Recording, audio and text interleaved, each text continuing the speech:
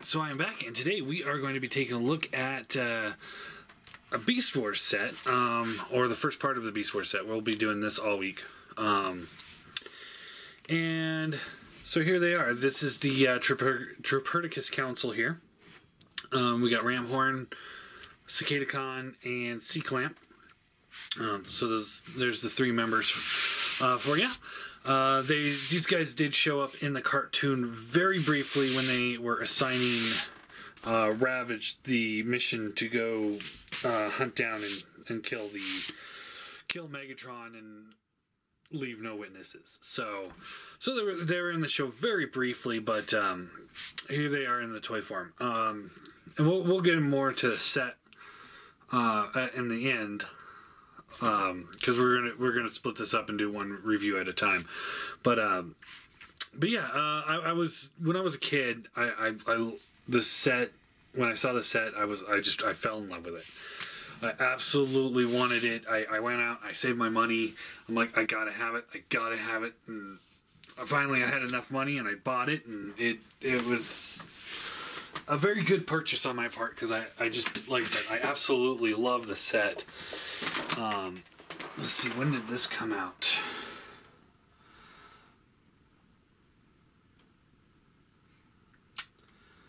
(1997). So 20 years ago. That's a long time.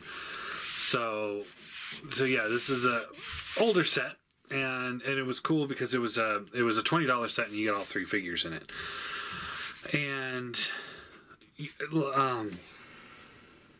yeah, I mean, it was for me at the time, 20 years ago, which would have put me at like 14 or so.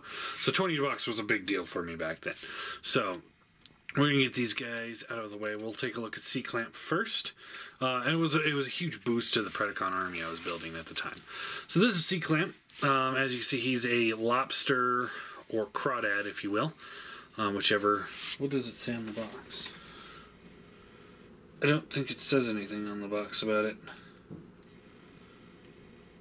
No, just that his name is Sea-Clamp. So he's got an antenna up here. They do move up and down. Oh, well, that was what I was going to say. I got this set as a birthday present.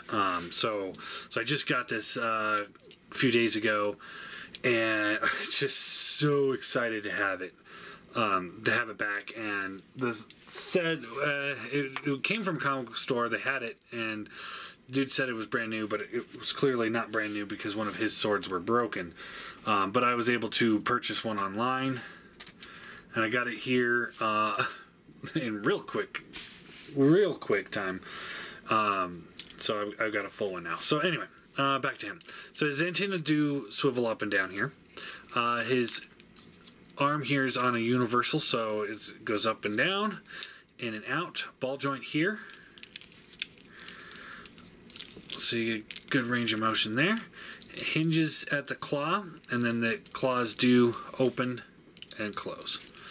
So yeah, and the legs are on a hinge here, so you can kind of maneuver them, but not really.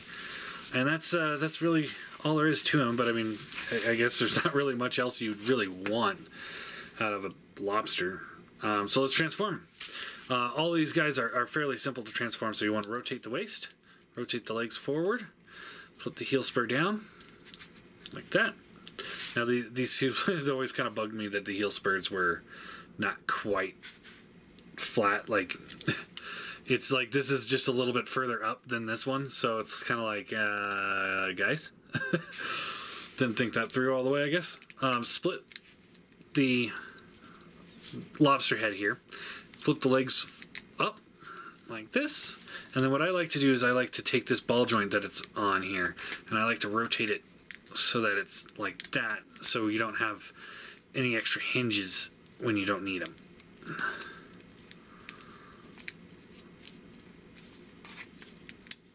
Just like that.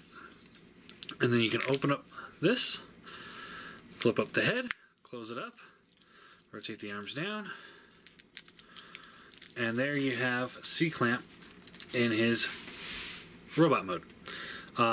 So yeah, real simple transformation there. Really, I mean, even by today's standards, what Hasbro's putting out, I mean, seriously, I think it looks pretty good. Although this technically was a Kenner product. So the head is on a ball peg. So you get the left and right, little up, little down.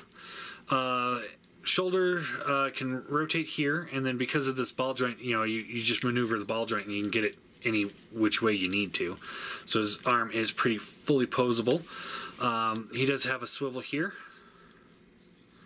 And then there's a hinge as well. That's the universal for the lobster. Elbows are on ball joints. Hinge at the claws. Waist swivel. You can split him here and kind of get an ab crunch if you need to. Hips are on ball joints. There's a knee that's a ball joint.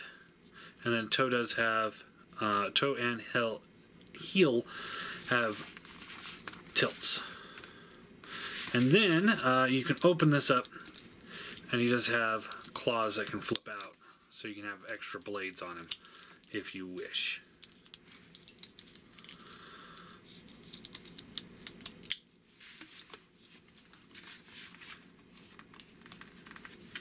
And yeah, there you go. I think he's pretty good.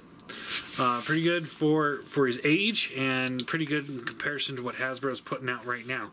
Again, for everybody that says, "Oh man, Hasbro really has hollow features." I mean, they had them back then. Look at those. Look at that hollow, and this is all clear plastic. All the brown is all clear. So, and it's again 20-year-old figure, and it still holds up, I think.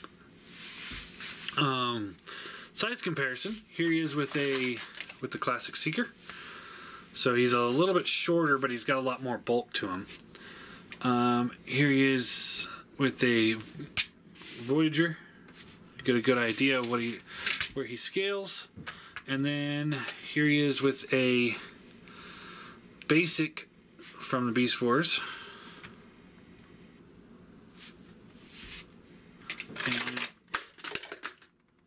And a deluxe from Beast Wars. So, and then here's, you see Man-Terror here is a little bit taller than him, but he's got a lot more engineering going on here as well. So yeah, there you go. It's kind of, I would say he's got about as much plastic as a deluxe, but height-wise, he's somewhere in between basic and deluxe for the Beast Wars time. All in all, I think he's pretty cool. I'd give him. I don't think I should give him a rating until I do the whole team. But I mean, nostalgic wise, because this is an important set to me as a kid, and it's a birthday present, I'm gonna have to give it a 10. I mean, I think it's awesome for what it is, from when it is. This was revolutionary. I think this like changed the game.